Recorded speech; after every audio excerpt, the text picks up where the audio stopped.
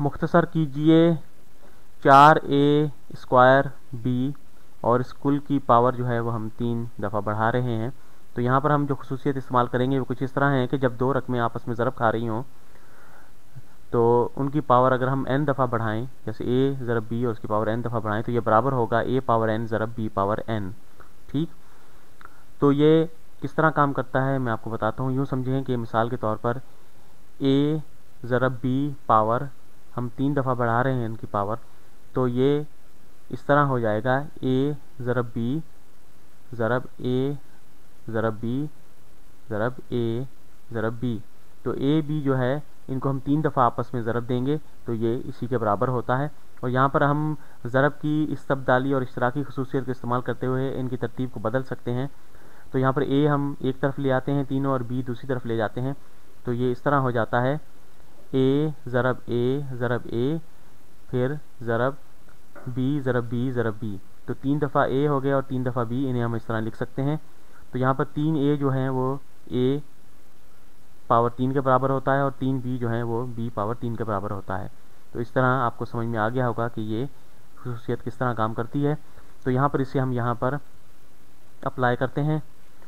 तो 4 ज़रब a² ज़रब b है तो 4 की पावर 3 हो जाएगी। ठीक, तो ज़रब a² की पावर 3 हम बढ़ा देंगे और b पावर 3 हो जाएगा। ठीक, तो यहाँ पर जो 3 है, ये मैं लाल रंग से जो निशान लगा रहा हूँ, ये हमने इनकी पावर जो है बढ़ा दी है 3 दफ़ा सबकी।